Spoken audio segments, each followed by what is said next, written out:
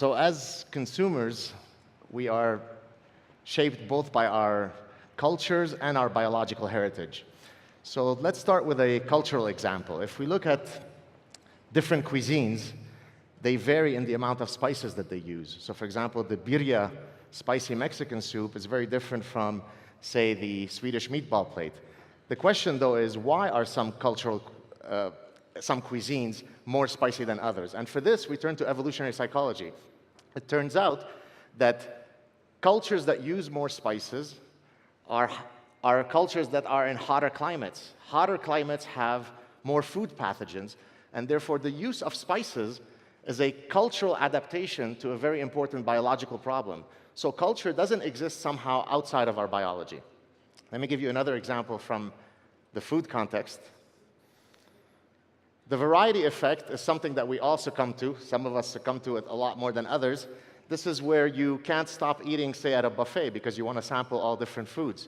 Well, it turns out that the variety effect manifests itself even in cases where it shouldn't. So for example, if you look at the M&Ms, the candies, if I give you one-colored M&Ms or multicolored M&Ms, they don't taste differently because the food colorant is tasteless, it's odorless, yet people will eat a lot more from the bowl that has the multicolored candies. Same idea with the singular-shaped pasta versus the uni-shaped pasta. The pasta tastes exactly the same, but I'll eat a lot more from the multi-shaped pasta. Moving on from food to the most important topic of all, sex, I argue in my work that a lot of the products that we use them because they serve as sexual signals in the mating market. So let me give you a few examples. I'll give some examples from both men and women. So I did a study a few years ago with one of my graduate students where we studied peacocking. Specifically, what happens to men's testosterone levels when they drive a fancy Porsche or a beaten-up old car in one of two environments, downtown Montreal, where everybody could see you, or on a semi-deserted highway. And each driving condition, we collected salivary assays to measure their testosterone levels. And of course, as most people in this room can predict, you put a young male in a Porsche, his endocrinological system explodes. And it explodes because you are imbuing him with an immediate social win. We know from other animals, species, the winner of a fight has a testosterone rise, the loser has a drop in its testosterone. That's exactly what's happening with this type of peacocking. Continuing with another example, this is a study done by some British psychologists. So they took a guy and a girl, they put them either in a beaten-up old Ford Fiesta or in a very fancy Bentley, and they brought in participants and had men rate the girl and women rate the guy.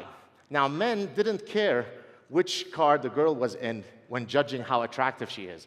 Women, on the other hand, judged the exact same guy as very unattractive or Brad Pitt gorgeous, depending on whether he was in one car or the other. Now, this study, you could do it in Mexico or in Nigeria or in Japan. You'll get the exact same finding because that speaks to a universal reality. Continuing, this is a study that I did, it's not turning, a study that I did with one of my graduate students. It's an ongoing study. We created 2 online dating profiles, exact same dating profiles. The only thing that's different is the guy's favorite possession. We either show him as owning a very beautiful, fancy red Porsche or a not-so-beautiful red, cheap Kia. No disrespect to anybody who owns Kias.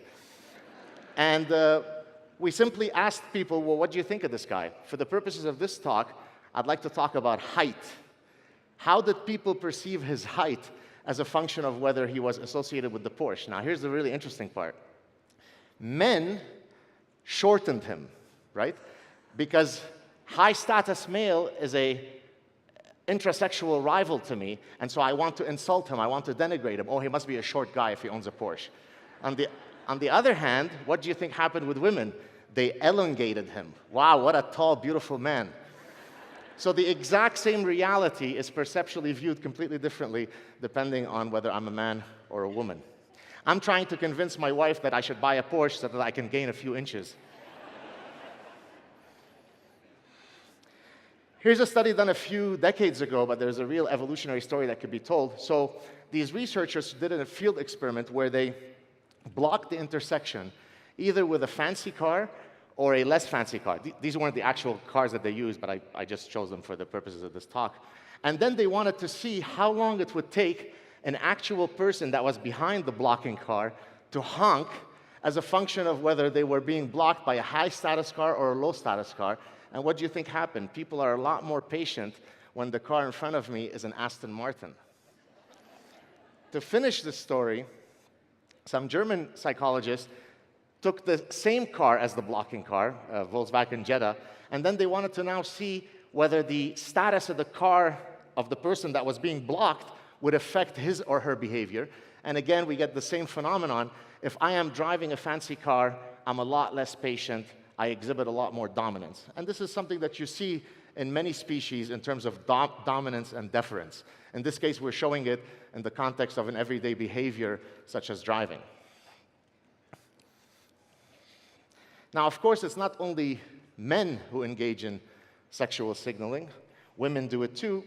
Of course, they use different products to do it.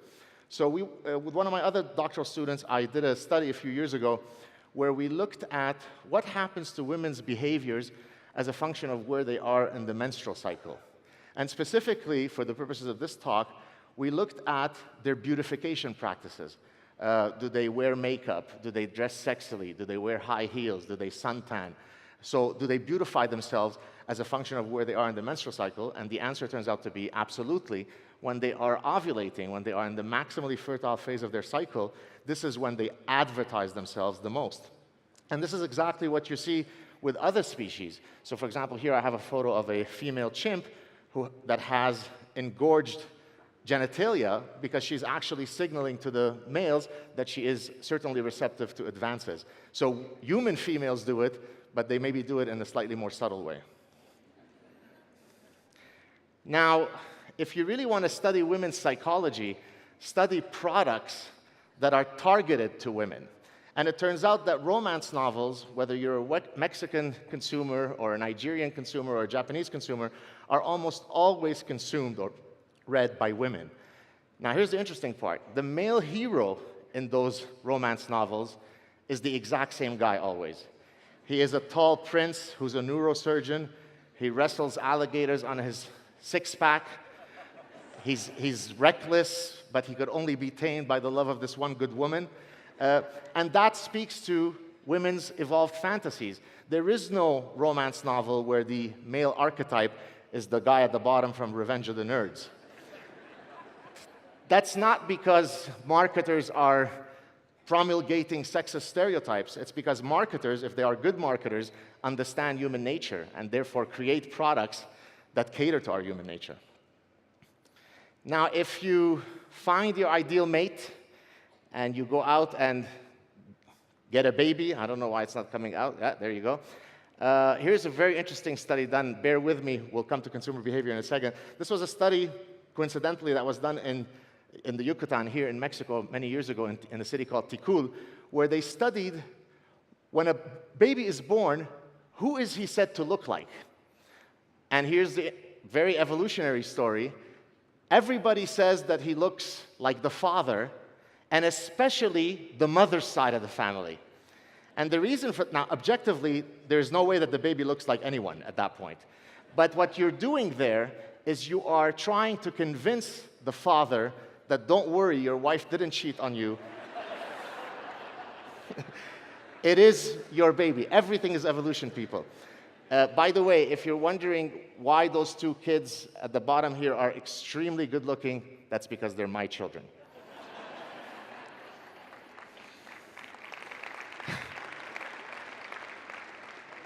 Now, this is something that happened to me. This is actually the images, the ultrasound images of my wife when she was carrying our first daughter, Luna. Now, if you look at this image, you can't tell if this is an extraterrestrial, if it's an amoeba, if it's a virus. Yet my mother-in-law saw this image on the fridge, stopped and said, "Oh my God, Gad, the baby looks exactly like you." That's evolution, people. Now, how do we link this to consumer behavior? Well, you can. So I'm doing a study with some Israeli colleagues where we're looking at wedding gifts at Israeli weddings. By the way, this is a photo of my parents when they got married in 1950. And so we wanted to look at whether the size of the gift, the size of the monetary gift, would depend on whether it is the maternal side or the paternal side of the bride and groom. And if we buy into the story of paternity uncertainty, which I discussed in the previous slides, you should expect that the maternal side of both the bride and groom give much larger gifts than the paternal side, and that's exactly what we found in our study. You could have never come up with this finding. You could have never posited that hypothesis where you're not aware of these issues of genetic relatedness. And so this demonstrates, again, the importance of evolutionary psychology in studying human affairs. So what's the point of all this? What can we conclude? Well, we can conclude that successful international marketers are those who recognize that the global consumer is shaped both by environmental as well as biological forces. For too long, the social sciences have rejected the importance of biology. And the reality is, we're both a biological and cultural animal. If we want to understand consumer behavior, we have to understand our consuming instinct.